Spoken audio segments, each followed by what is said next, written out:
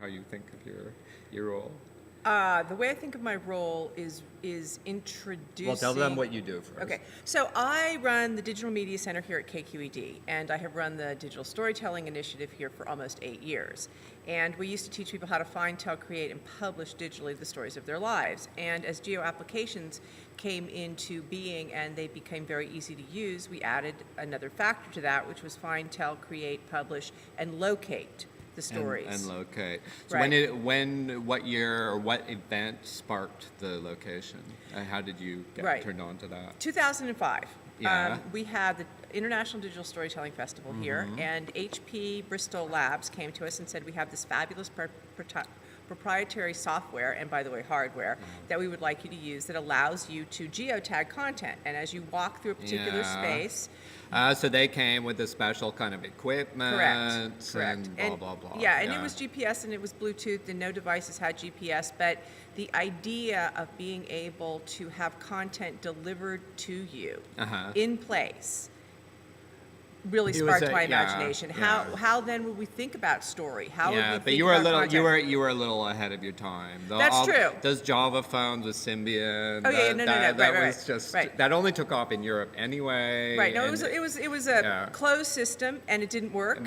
Of course not. But it was fabulous. It did spark the concept, and we started thinking about it. You could use it, and then you can't until you start using it. Because see, that's my experience. Like 2 months ago, I accidentally started putting in geotagging in my blog post just because I had it. It was like this software gave it to me, so I started using it. But once you do that, once you see your material depicted in a map, Right. do you know Bruno Latour? Bruno Latour at all? Don't know. Yeah, actor network theory. So of course. So he has this paper called "Thinking with Your Eyes and Hands," where he tries to totally understand cognition in terms of drawing and being able to depict things, data representations. Right. So now we have such a radically different way to depict and to find things. We do, and it's all place-based, and that's what's incredibly interesting about all of these geo apps is that they allow place to become a major character in any story. Yeah. And we're annotating this place. That's correct. I mean that takes the place of our Dewey Decimal System and all of our language-based categories, or at least it supplements it in a way that makes it much more interesting. It does, and it goes so deep. It's so deep and it's so broad. What happens when you start geolocating things, the way you understand place, or the way that things get categorized, it actually sort of, in a way, you backdate yourself and you start rethinking everything that you do, and it starts to change. Have you ever thought of? Do you know the method of genealogy? Like Foucault and Nietzsche. Yes. To what extent what they were doing is kind of place-based. They were saying, look at a culture and then look at the previous culture 10 years earlier, and see how it develops. So he was talking about slave morality and how it developed, how our Calvinist liberal ideology kind of developed out of a Calvinist Puritanism. Well, which is interesting because what he's doing is time. So you have these two axes, that time and place. Oh yeah, you know how to talk about this. Yeah, well, those guys, I have to read interpreters of those guys because I can't read them.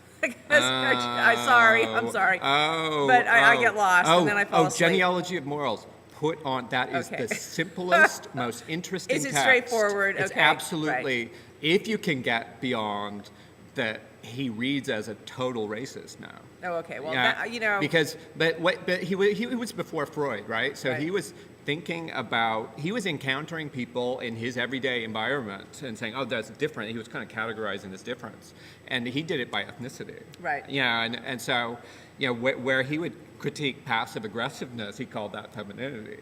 Oh my goodness. But at the same time, because he kept seeing it in women. But so women were dominated, and they were dominated. So what else do you have in your arsenal besides passive asserting, right? It's true. But it's kind of weird to read it, how he uses ethnicities as placeholders for.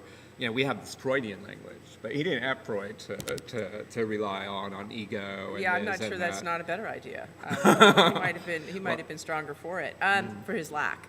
But anyway, so let's shut this off. We've got what's happening today. Yes. Okay, and so people can still come down if they weren't here Oh, yesterday. come. Oh, Okay. yes. Free and open to the public. Yeah, it's Please great. do come down. Come down. Yes. And tomorrow we actually get to use these locative art pieces, or we're We do. guided around them in the Yes. Tenderloin. They're all cited in the Tenderloin.